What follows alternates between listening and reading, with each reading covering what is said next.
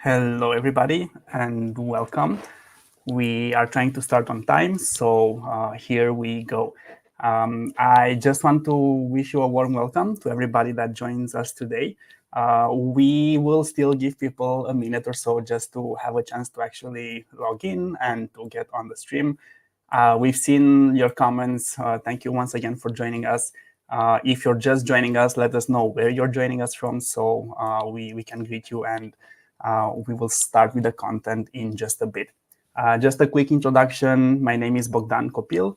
I am a Google for Education certified trainer, and I work a lot with the Ads EDU team for more Ads events. And today I will be joined by my awesome colleague, Peter Horner. So I will get you on the screen now, Peter, as well. He is the lead expert, Google expert, technical expert. So he has a lot of experience supporting schools in using Google Workspace for Education, looking at audits for security and everything else. Thanks, Bogdan, for the lovely intro. As I said, we'll give everybody just a bit more time to log in. We have quite a few registrations for the webinar. So once again, thank you for giving us your time. We know that it's close to the holiday. Some of you might already be off school. So we greatly appreciate you being here. If you have any questions, of course, please feel free to use the YouTube chat to ask your questions. Let us know at any point if you do have questions. We'll try to answer them if we can on the spot. If not, we will definitely also have a Q&A session at the end of the webinar. So I see that we have participants from all over the place. So I see that some of you know each other. I see some greetings in the chat. So that's great. We do want you to interact with each other, and please come forward with your questions and your input regarding anything that you would see during the webinar today. So let's dive in, because we do have quite a lot to cover, and we only have 1 hour. And if somebody else will join us, they will catch up with us. So we've done the quick intro. As I said, Peter, my colleague, is the Google technical lead. My name is Bogdan Kopil. I am the lead learning designer. Both work with Ads EDU for more Ads events. But today we will be talking about Google Workspace for Education, and we will be looking at the Department for Education standards. So as I mentioned already, if you have any questions, please bring them forward.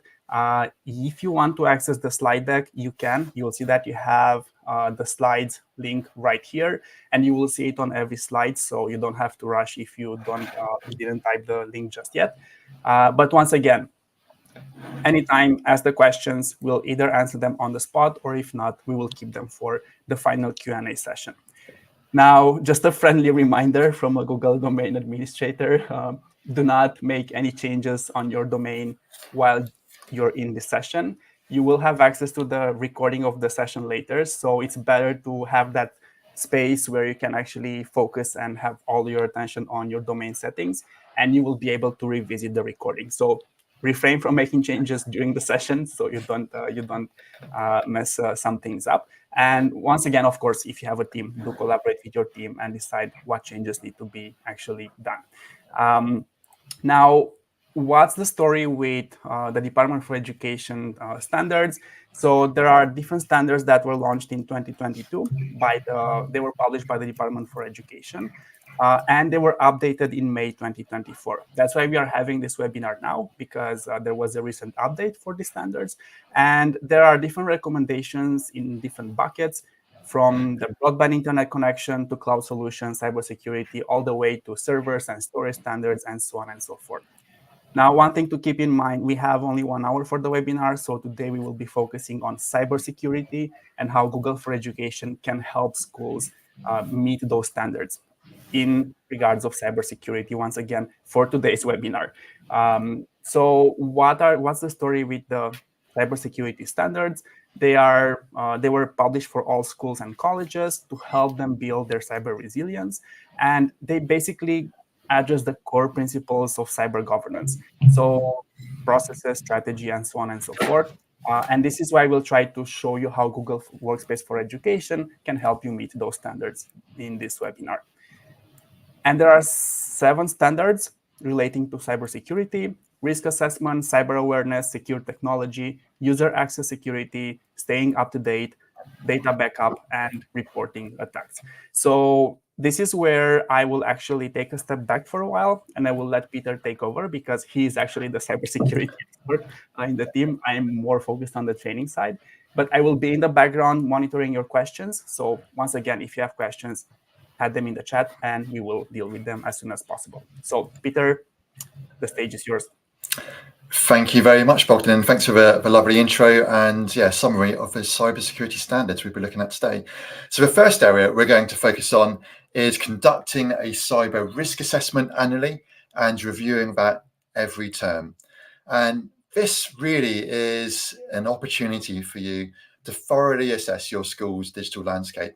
So looking at potential cyber risks and the likelihood of those happening, but also looking back at past incidents and identifying areas for improvement.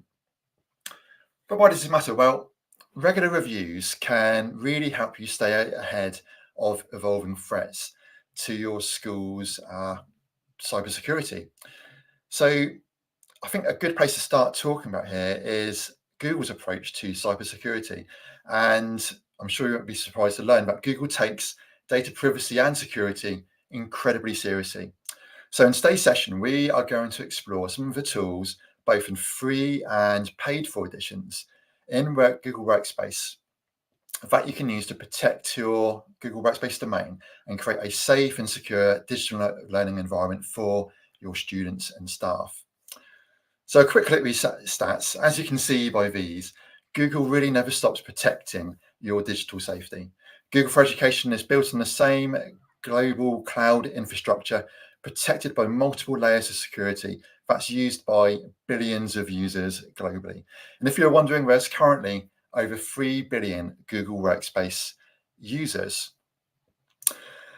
And thinking about risk, one of the things that's important to do is to audit your systems and understand how those are configured. And a good starting point with this, with Google Workspace, is this support article provided by Google called the Security Checklist for Medium and Large Organizations. So this is a really nice starting point that includes some key things and settings you want to look at in your admin console. So things such as admin account security, user account security, so using things like multi-factor authentication, which we'll be talking more about in a moment. Apps, so how you handle third-party apps and security around that. Chrome device and Chrome browser configuration, of course, also very important. And a configuration of Google Workspace services, so things like Drive and Gmail. So this resource, very useful starting point for auditing your cybersecurity on Google Workspace. Now, if you're using one of the upgrade editions, so if you're using Education Standard or Education Plus, then you have access to another very useful tool for auditing the security of your domain. And this is called the Security Health page, which you can get to by going into Security, Security Center, and Security Health. And it normally takes a few moments to load this, because as it loads, it's checking settings across your domain and comparing them to Google's best practices. Now, for any which meet that best practice, we get a nice green tick here, as you can see on my screen. And for those that don't, you get a recommendation box where you can read more about why that's important and also how you can implement that change on your domain. Now, it's not just an exercise in getting green ticks across the board. There are some things you may want to allow some users to do, such as publishing files on the web. There could be use cases for that, but it's a really helpful starting point. So for instance, some things I might want to consider on this domain is we've set up DKIM, but we've not actually created a DMARC record for our email security. And it's also highlighting what domains we need to do that for. And if I click on the box over here, there's a link to where I can learn more about how to do that. So this is a really useful tool for providing a quick checkup on your Google domain to make sure it's configured in the most secure way possible. Another very useful resource provided by Google is this one, the Data Protection Impact Assessment. And Google provide a template for this. So it's important to undertake a data protection impact assessment. This is useful to do when you're about to start a new project or introduce a new technology where you're processing a large amount of data, and particularly if you're processing sensitive data. So Google have this very useful template here, along with some resources as well and guidance on how to use that template. It's very comprehensive and something I really recommend you share with your data protection officer and work with them on that. And a couple more resources here. It's really important to stay up to date with obviously new threats, but new features and new security features you can make use of on your Google Workspace domain and Chromebooks. So I highly recommend subscribing to the Chrome updates blog and the Google Workspace updates blog as well. You can subscribe to those with your email address or subscribe to the RSS feed and stay on top of all the Google Workspace updates coming out. Now, technological solutions aren't enough alone. So now Bogdan is going to jump back on as our head of training and talk through some training options you have with Google for upskilling on users in cybersecurity. So I will try not to take a lot of time here, but I think it's important for you to know what resources are available for you. Now, if you look at the standards, especially related to cyber awareness, of course, it helps if our teachers and our students and our staff are well informed and they know how to protect themselves against cyber threats or how to reduce risks, and also how to actually report, because in many cases, it's a good idea to encourage and to create this culture where people feel comfortable enough to report any risk they notice and to promote the responsible tech use. So there are different types of training and guidance that are recommended. So of course, there's the mandatory one that basically anybody should be going through. There's the acceptable use policy, which outlines what is and what isn't allowed on a network, for example. And then there you have the tailored training sessions that could be age appropriate and relevant to your school specific risks. And this is where there are some resources that could come in handy for you, provided by Google.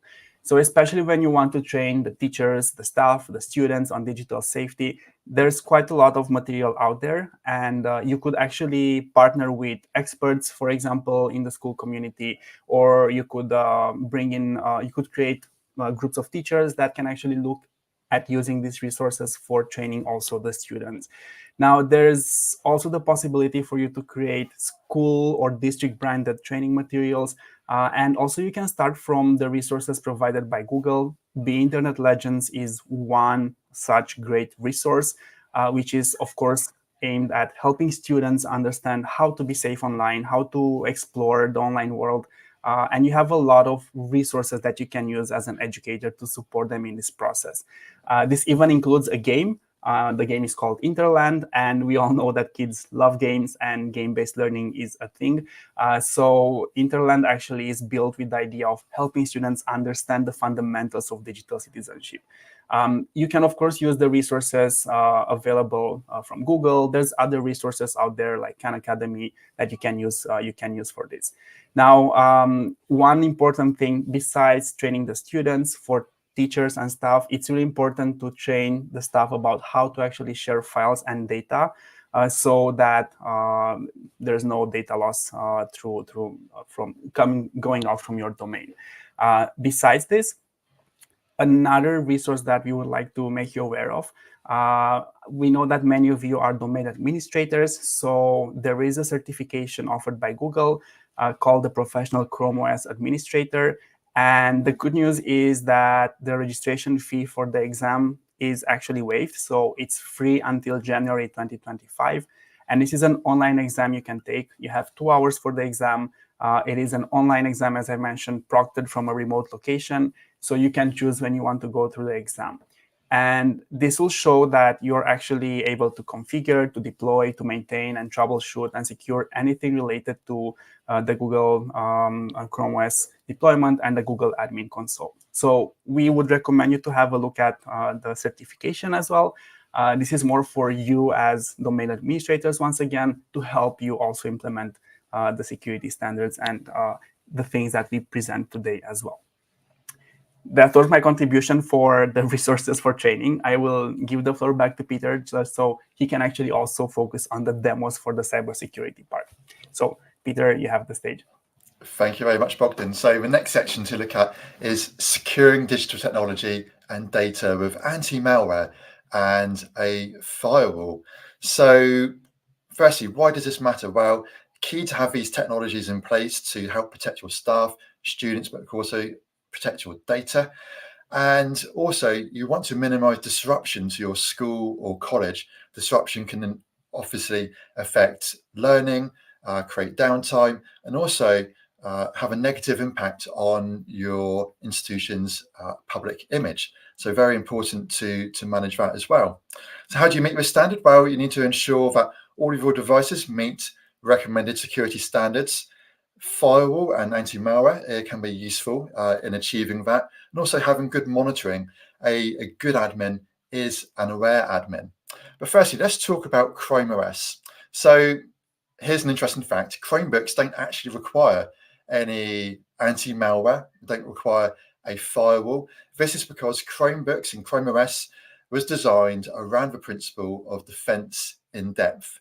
And that's achieved through having automatic updates. So Chromebooks get updated every 4 weeks with the latest features and security updates. Chrome OS is actually read-only, so any installed apps or extensions don't actually make any changes to the OS.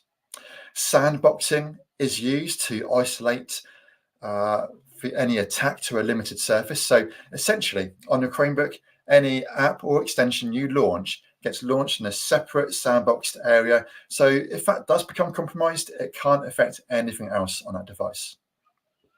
You also have verified boot, so that on every boot up, Chromebooks perform a self-check, and if it detects that the OS is compromised or corrupted, then it will automatically restore to a known good version of that OS.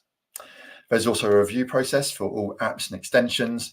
And because Chromebooks are really designed around a cloud-first approach, it means there's a very low on-device footprint in terms of data. So there's very little data on Chromebooks to be at risk of attack. And I love this stat. What does this add up to? Well, zero. There's been zero reported ransomware attacks on Chromebooks ever, which I think is a truly amazing stat when you consider just how many ransomware attacks are happening, not just in England, but across the world constantly. Another thing on Chrome I'd highly recommend looking at and enabling for devices on your domain is Chrome Safe Browsing. And this is already protecting billions of devices worldwide, and it adds another layer of protection for your devices. So Google has a database of compromised websites, and this can be a great way of preventing users going to those websites and also stopping things like malicious downloads. And it's super easy to configure in your admin console. So if I go into my admin console now and we go into devices, Chrome and settings.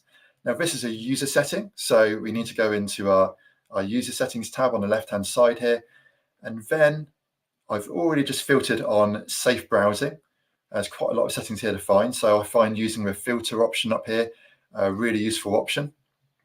And if we go down to safe browsing, I can click on here and I want to make sure that I've set this to safe browsing is active.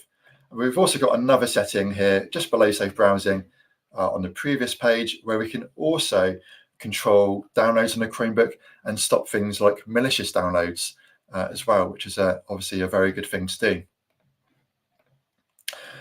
Now, when thinking about cyber attacks and how many cyber attacks start, more often than not, it's coming in via an email. So that could be a phishing attack, or it could have a suspicious attachment, which the user might try and download and run and corrupt their system. So really important to review our email settings as well. So let's have a look at our Gmail settings in the admin console. So let's go back to the admin console. And this time I'm going to go into Apps, Google Workspace and Gmail. And once we get into Gmail, let's go into the safety settings in here. And we've got several categories here of safety settings. We've got settings to protect against attachments, links and external images, and spoofing and authentication. So in our attachment settings, we've got protections against encrypted attachments, scripts from untrusted senders, and anomalous attachment types. And for each of these, we can decide what we want to happen with that message. So the default option is my preferred option, to keep it in the inbox, but show the user a nice clear warning about that attachment, and also provides a bit of training at the same time, doesn't it? Because it helps raise the awareness of bad attachments. We can also send it to the spam folder for the user, or we could quarantine that message and put it in the admin quarantine and stop it in there. We've got a similar set of settings down here for spoofing and authentication. So this is good at protections against domain-based spoofing or the spoofing of employee names. And we've got the same set of options here where we can control what happens to that message. Another checkbox I'd recommend turning on for full protection is this one, to apply future recommended settings automatically. So if there's any updates to these settings, then you'll get that protection straight away, which is good to have. Okay, if you're on one of the premium editions of Google Workspace, so if you're using Education Standard or Plus, then you also have access to another very powerful option called the Security Sandbox. So this is another option you have in Gmail, and it can be found under Spam, Phishing, and Malware. And once we go into here, if we go into Security Sandbox, it's just a single checkbox you can enable, but an incredibly powerful checkbox. Once you enable this, any attachments coming into your domain will be opened or detonated, if you like, in a private, secure sandbox area. And if anything unusual happens, then that gets blocked. So this is very good at stopping things like malicious files, ransomware, zero-day exploits, the types of things that traditional virus checkers might miss. So highly recommend enabling the setting. It only slows down email delivery very slightly by a few seconds or up to a minute, but the user's never aware, and it provides a lot of extra security, which is very good to have on your domain. Okay, on to our next section now. Control and secure user accounts and access privileges. So this is really about focusing on user access, which is obviously a critical access of cybersecurity.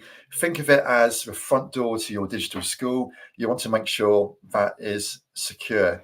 So key things we need to think about here are things such as our password policies for our domain, using multi-factor authentication, which I think is the single best way of protecting your accounts from cyber threats, and also account management, so how you're managing access privileges on your domain. So let's start by looking at our password policies. So we can configure this in our admin console. If I share this tab again, and now let's go out of apps and go into security, authentication, and password management.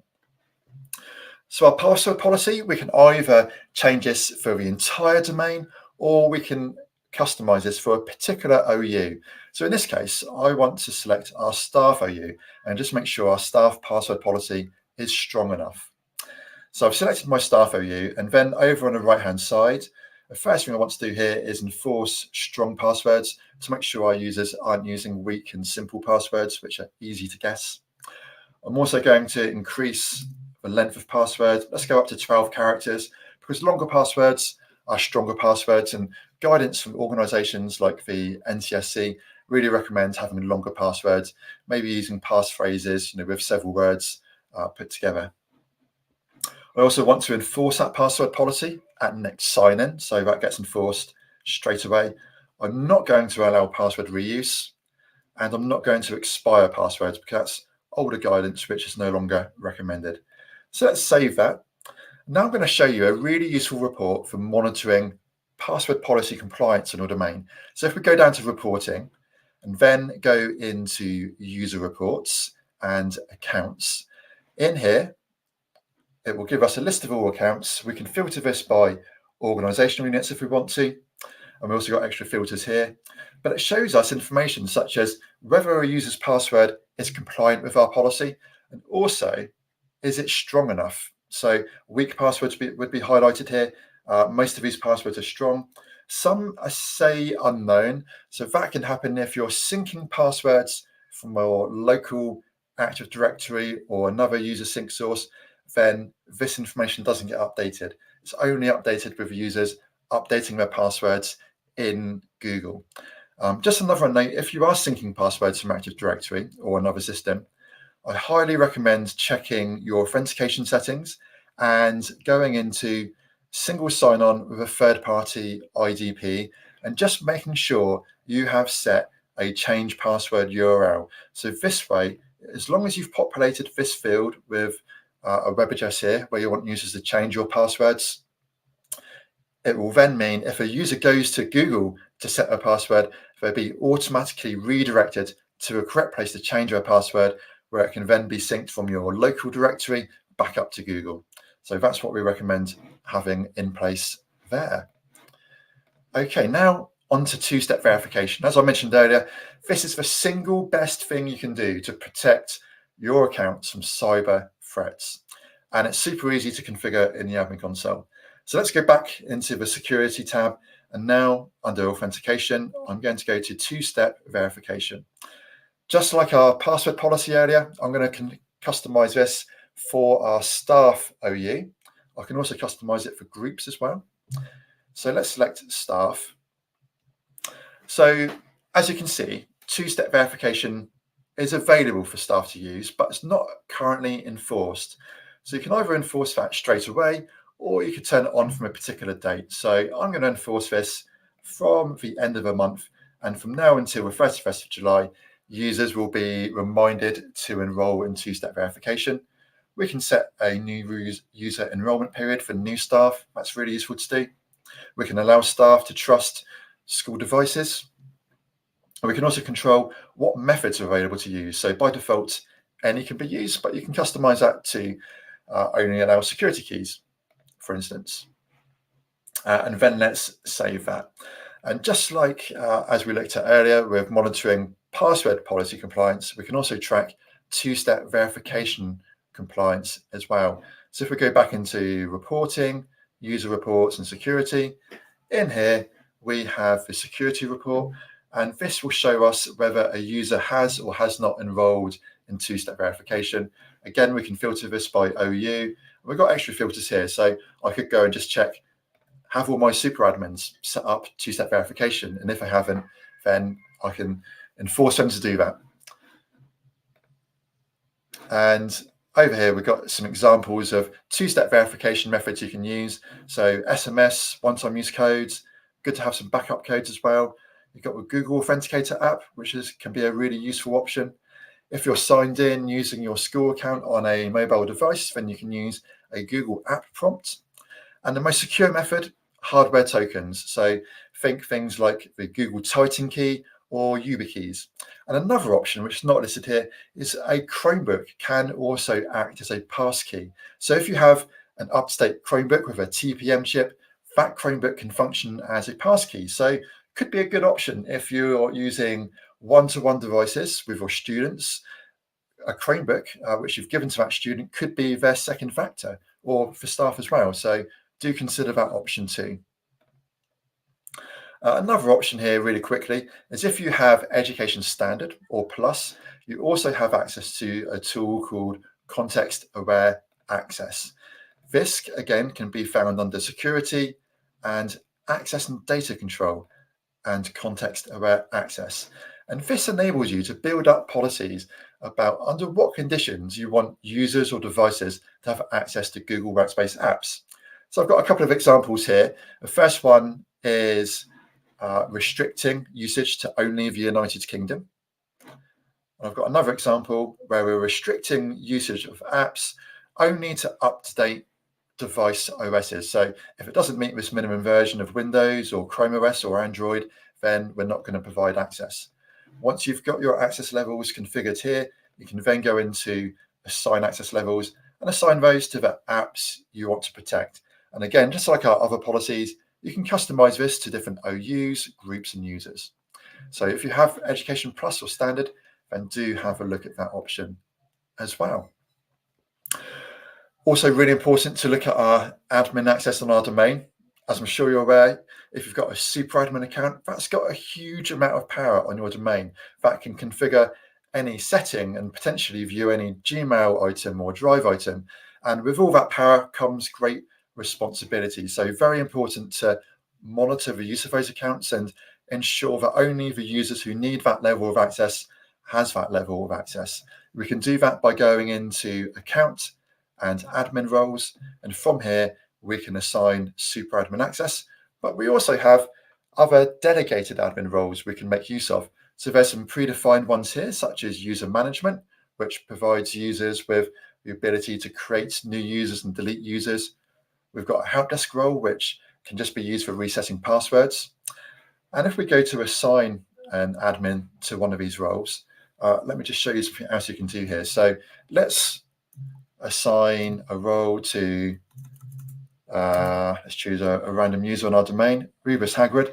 We can either give this user access to reset passwords across the whole domain, or maybe in their role, they just need to reset student passwords. So if that's the case, we can limit that to the student OU and scope that down just to that particular organizational unit, so that they then can't reset staff passwords and passwords for other types of users. So do have a look at that. We also have the ability to create custom admin roles as well. So if you look down that list and the admin role you're looking for doesn't exist, well, you can create it yourself. So if we go to create role now, let's just give this a quick name, call it delegate to admin. And then we've got a whole list of privileges here we can select from. Now, there are quite a few here to understand and go through. So a really useful document you have is if we click on this help icon, this launches a Google Workspace support article, which includes details about every single privilege available to assign and exactly what access that would give that user. So if we go into maybe Drive and Docs, it explains what privileges are available within Drive and Docs and exactly what access that would give. So do have a look at that. Another useful resource is this one, the pre-built administrator roles document. And this one, firstly, it explains the types of things that only a super admin can do, but it also highlights what the other built-in roles are available and what they can do as well. So do have a look at that information too. Okay, so one of the things Bogdan mentioned earlier is around appropriate drive sharing. So we do have some controls in Google Workspace that can help you set up appropriate limits for users around drive sharing. We can configure that in the admin console by going into Apps, Google Workspace, and Drive and Docs. And once we get into Drive and Docs, we can then go into sharing settings. And this enables us to control external sharing on our domain. So again, we can customize this by OU or group or user. And if we go into here, we can either fully enable external sharing, so we can share with anyone on the internet. We can restrict that to only allow listed domains only, or we can actually turn off external sharing as well. So if we had a group of primary school students who we don't want to have the ability to share and receive files from external users, then we can actually turn that off for those users. So that can come in very useful as well. Also, it's important to look at how you manage shared drives. I think shared drives are a really useful thing. It can take away that individual ownership of files and move them into shared drives, which can be shared by departments. And that takes away that individual ownership. But in managing that, it's important to manage what roles are being assigned out to users. So I've got a few recommendations here as well. So if we go back into the admin console, and let's look at our shared drive settings for our entire domain and scroll down and look at this one, shared drive creation. So in here, I've prevented users from creating shared drives by default and only allowed our admins to create shared drives.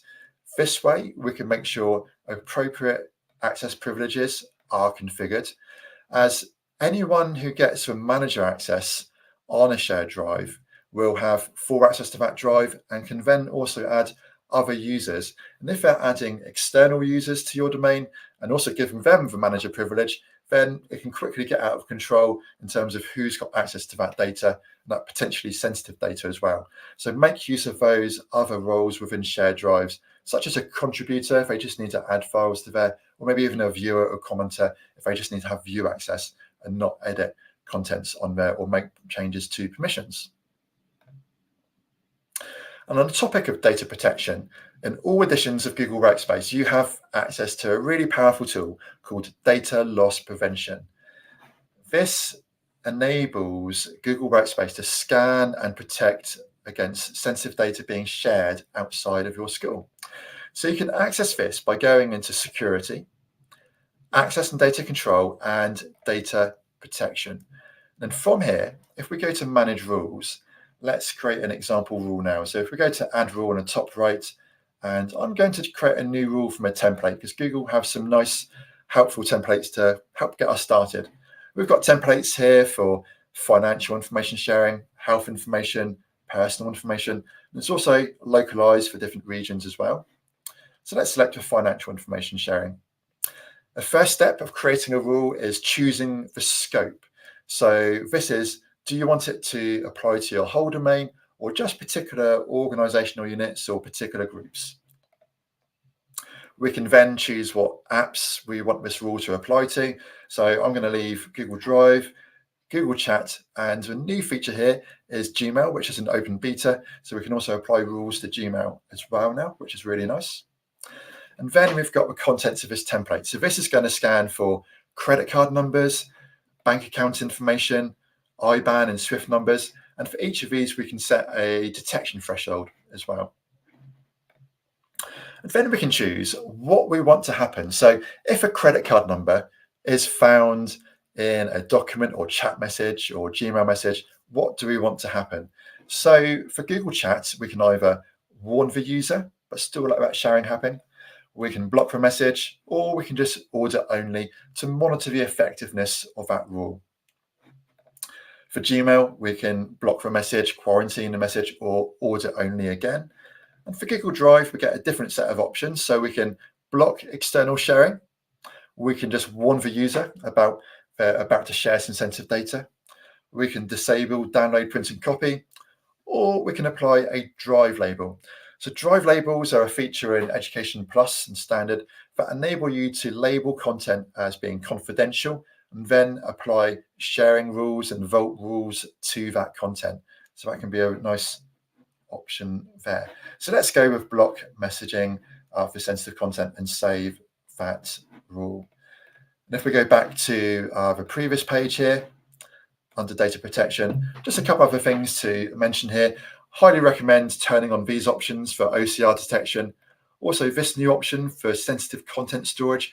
So this can be helpful if you're looking at the reporting of these rules. It will show you the content that triggered that rule to take effect.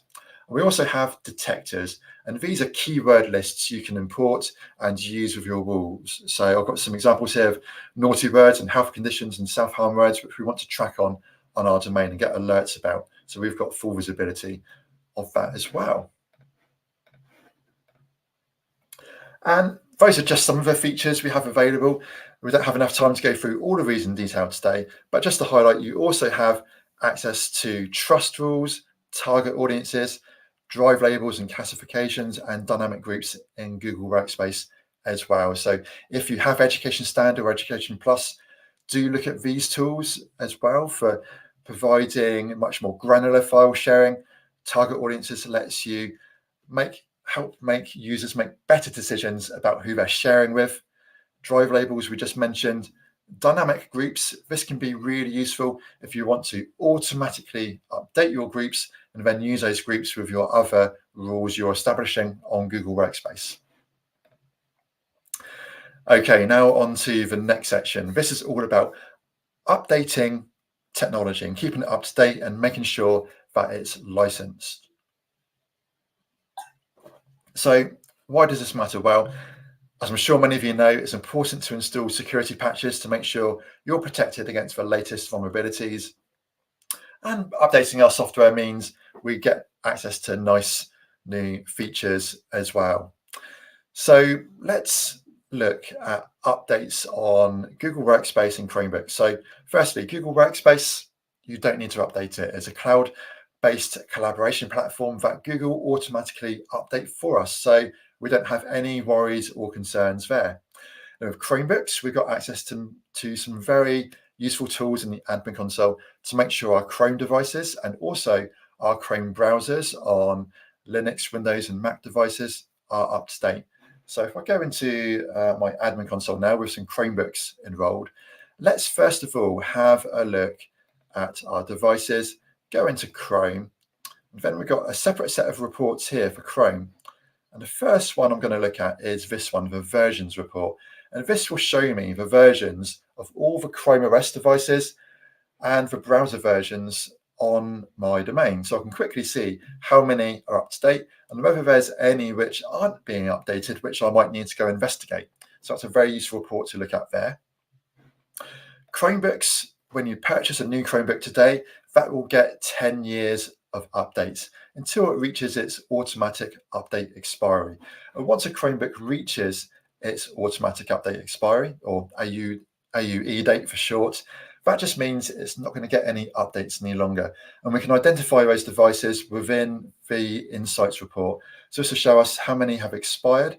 So I can use this information to go and find where those devices are and take those out of circulation. But it's also very good for future planning, where I can see when different types of devices will be expiring. So I can build into my IT budget about when I need to replace those devices. So do make use of that report.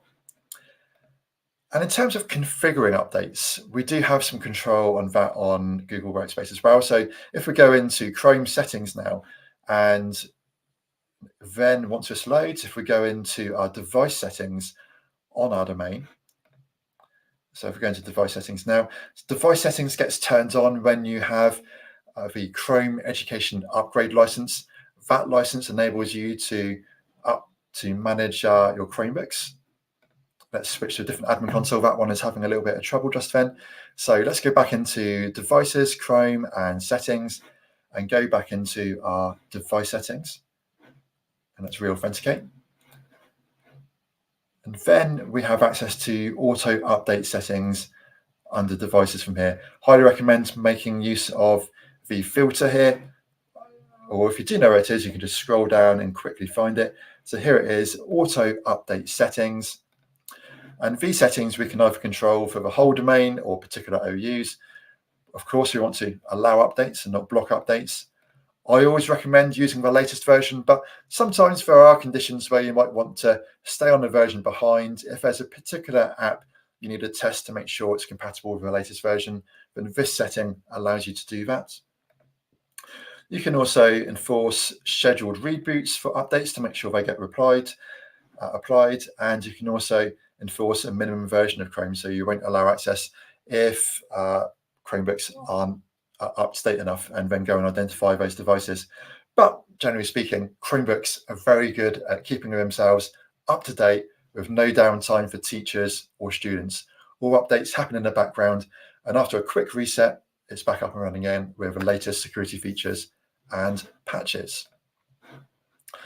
Okay, on to the next section now. Let's keep moving through our webinar. So the next section is around developing and implementing a plan to back up your data. Of course, if you're running local servers, very important to back up that data. This enables you to ensure that data is protected against user mistakes or cyber risks such as ransomware. It's also important to make sure our Google Workspace data is protected as well.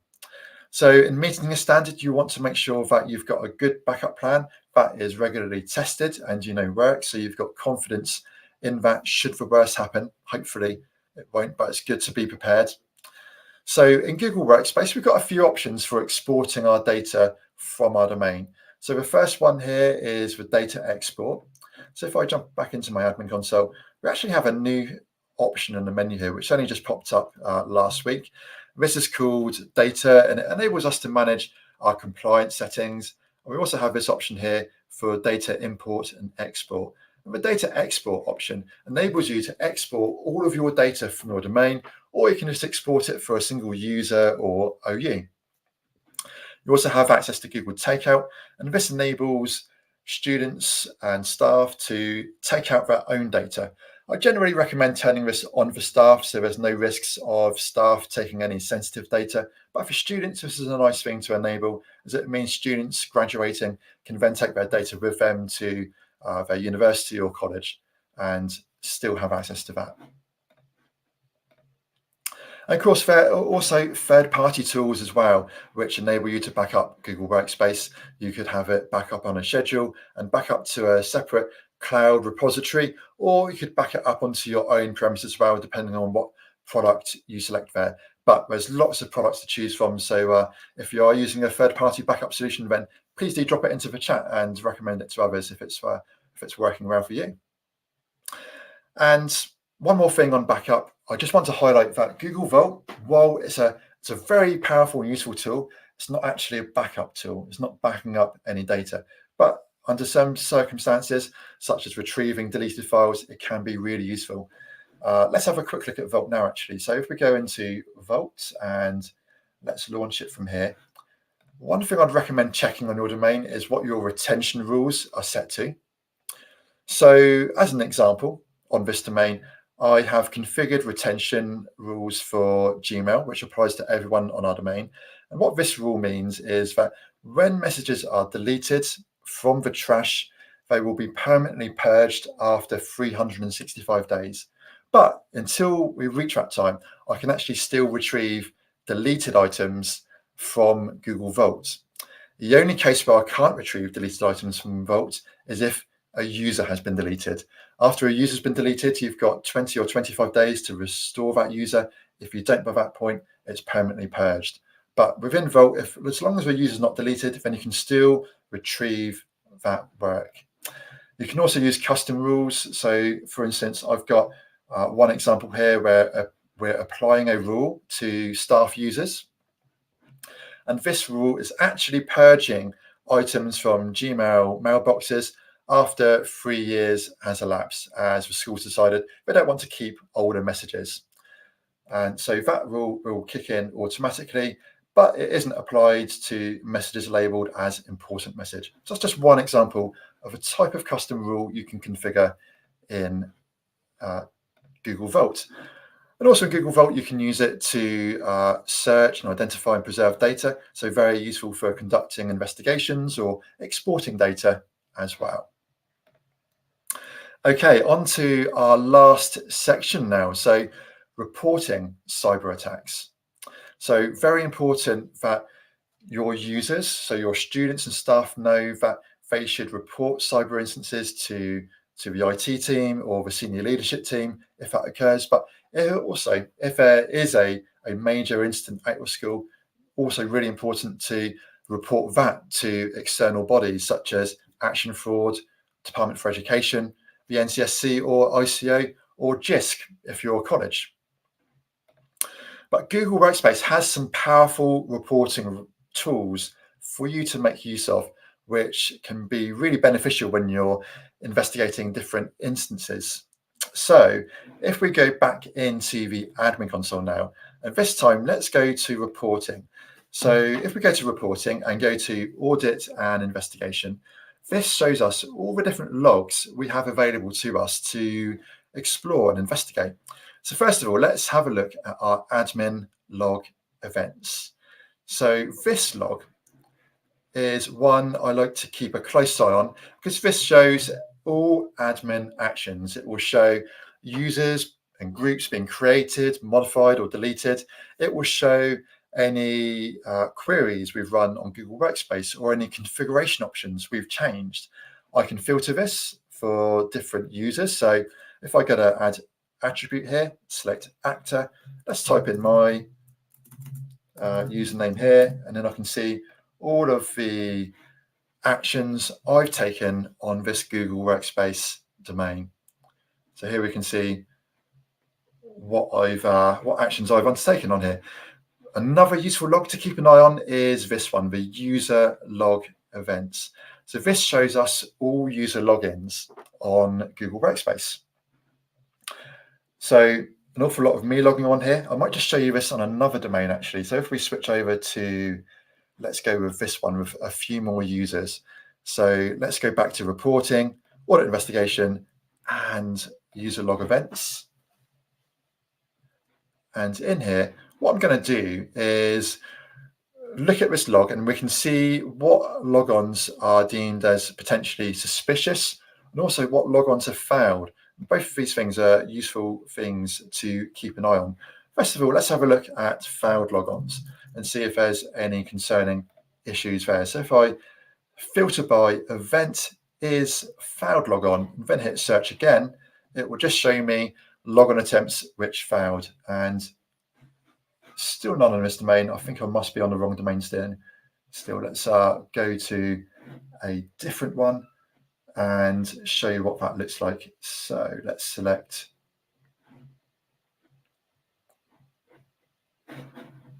this one and have a look in here. So if we go into this domain, we should see some failed logon events. And as I say, it's a very important area to monitor on your domain, as it could indicate that there is a cyber attacker attempting to compromise an account on your domain. So let's filter by event again and look for failed logons, hit search. And here we go. We've got some results here. A nice trick on the reporting tool you can use here is to group these results. So I'm going to group this by username and see if we've got any patterns here. And as you can see, we've got some users with some very high numbers of failed logon attempts. So I would want to go and investigate this further. And I can do that by selecting the 3 dots next to the username here. And then I can choose which log I'd like to go and look at next. So I could explore their Gmail activity, their Drive activity, or I could just go and look at their logon activity.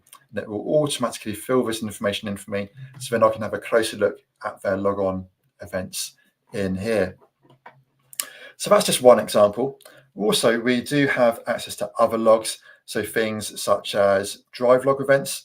This can be very useful when troubleshooting issues with Google Drive. So if someone's come to you and has misplaced a document, you can use this to find that, but also very useful for monitoring file sharing on your domain. So if we go into add an attribute and search by event, and this time I'm going to look for permission changes and look for permission changes where the visibility has changed from internal to external. And this will highlight for me anything which has recently been shared externally using the reporting tool here. So that's just a couple of examples. Now, if you're using Education Standard or Plus, you also have access to a couple of very powerful tools in Google Workspace. So if we go back into here now, and this time, let's go into Security, Security Center, and Dashboard. The Security Dashboard gives you an overview of security and what that looks like across your domain and any activities and what's happening there. So looking at this, we can see what does external file sharing look like on our domain. We can see key email delivery information and statistics, things like phishing and malware and suspicious attachments, spoofing attempts. We can see what third-party apps are being used by our users, any failed or suspicious login attempts, and also those data loss protection incidents will show up here as well. So as an example, if we go into spam filter phishing and select view report, this will show me all recent potential phishing messages. So it's identified some here called refunds awaiting. And from here, I can launch the investigation tool using this magnifying glass. Now, the investigation tool looks very similar to the reporting rule we just looked at, but the investigation tool gives you some other very powerful options that actually enables you to take action if a cyber incident should occur. So, for instance, what we can do with the investigation tool is we can actually view messages. So we can see where that message came from, who it went to, and its route it took across the internet. But we can also see the message contents from here as well. We need to give a reason why we're reading this message. Then we can go and check to see, is it really a phishing message? And in this case, it is. This link is trying to take me to bit.ly/give me money now. So definitely a phishing message, which I can then delete from here. And to delete it, I just need to give a reason why I'm deleting this. Type in delete one message to make sure I'm really sure I want to delete this message. Select delete, and then that's removed from the user's inbox. And that works for a single message or you can do it for hundreds of messages as well. So if there was a large-scale phishing attack against your school, you could use the investigation tool to really quickly mitigate that and remove that from user inboxes. One last thing before we finish up to look at is creating automated alerts. As I mentioned earlier, a good admin is an aware admin. And obviously, there's a lot of logs here to monitor and keep an eye on. So if we go back into the investigation tool now, and let's repeat that search we did earlier for the failed logon attempts. So I'm going to do that by going into user log events, add a condition, event is failed, and then I'm going to press create activity rule, and let's call this, if I can click in the box, there we go, failed login attempts, and then it's picked up our conditions, and then I can see how often this rule might get triggered. So at the moment, the threshold is set to every 24 hours, and if a count is greater than 0, I'm going to set this to every 1 hour with a count greater than 20, for example, or 10. What this will do is if there are any spikes or unusual activity, then I will get automatically notified about that activity. I can also add actions here as well, so I could automatically suspend users within that time frame if there was a cyber attack happening, because cyber attacks often happen outside of working hours or on holidays or Christmas holidays. So it's good to have some automation here as well. And then we can choose what happens to that. So we can send it to the alert center, and we can also notify our super admins by email as well. And one last thing, just to finish up, is the alert center. That's located under security right here. And this is where you can see where all those rules we create, this is where we can monitor those and monitor their effectiveness and see more details about those. So I think that's all of our content for today. And just to finish up, we've got some really helpful resources to share with you here as well. So we have the DfE Standards Guide, which has got many of the things you've seen here today, as long combined with the other DfE standards we haven't had time to talk about today, are all included in here with recommendations from Google about how you can apply Google tools to meet those guidelines. We've got the security checklist we mentioned earlier. We've got the Google IT admin community, which is a community full of Google admins from around the world who are all really helpful, and questions. So feel free to contact Google for any questions, but we do have some time for questions now as well. Hey, Bogdan. Thank you for the presentation. I did try to answer some questions while you were going through the content. I just want to remind everybody that there will be a follow-up email where you will receive the links that Peter mentioned on this slide. So you will have access to the Department for Education guide and everything. And there was a question about the Chrome OS exam. So you will have, we can include the link for that as well.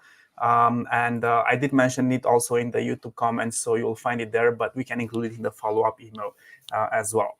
And also, there was a question about the guides and resources section. So will there be a configuration guide for the DfE standards the same way there is for FedRAMP?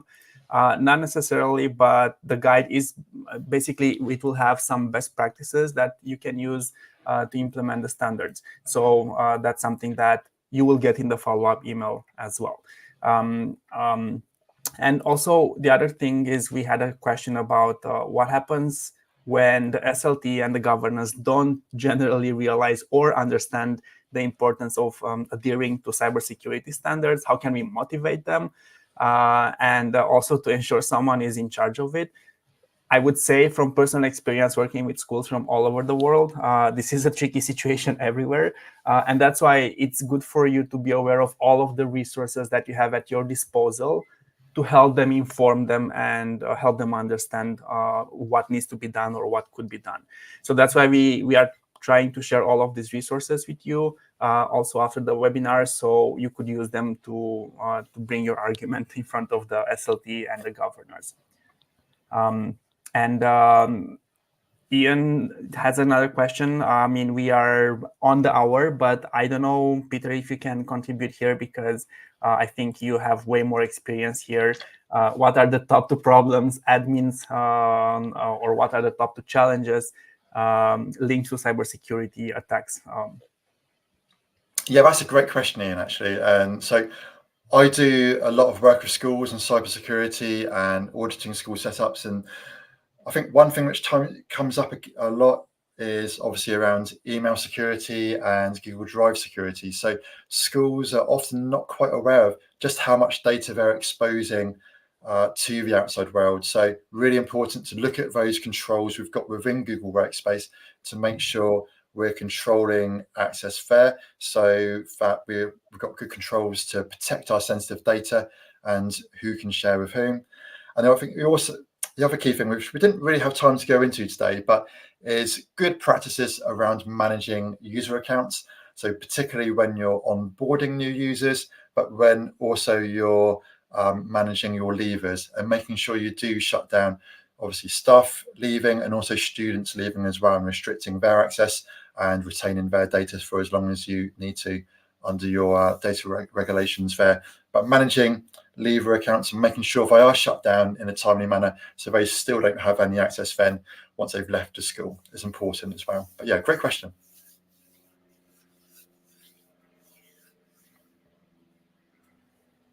Yeah, thank you all for the great questions and the input. And yeah, as Anna says really well, so Anna from Google is with us on the webinar, so thank you for being here.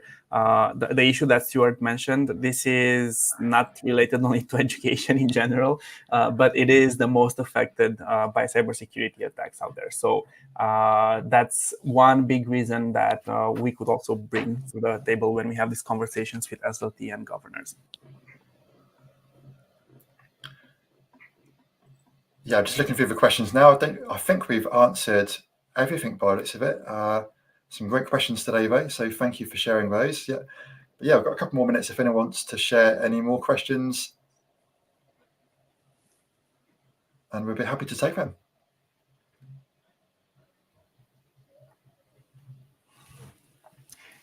If there are no more questions, just a final recap for today's session. So one of the main purposes was to get you up to speed with the updated recommendations, and we focused on cybersecurity. We will send you a follow-up email once again where you will have the links that we've mentioned. We will be adding the Chrome OS certification as well. In the follow-up email, we didn't have that, but because we had questions, we can definitely do that as well. And please feel free to get in touch with the Google for Education team should you have any questions. Same story, you'll have the details for that in the follow-up email. So you'll have everything you need in that email. So thank you for joining today's session. We do hope it was useful for you. Thank you so much, Peter, for bringing all your expertise and knowledge and sharing it with everybody. And stay in touch. If you do want to watch the replay and play with some of the settings on your domain, you can do that later at your own pace. Stop the video whenever you want, review it, and then you can play with the settings on your domains. So thank you so much, and hope to see you soon for another webinar. And enjoy the summer break. If you're already on holiday, enjoy it to the max. If not, fingers crossed for the last stretch, and then enjoy the break. Hope to see you soon. Thanks for joining, everyone. Great to see you.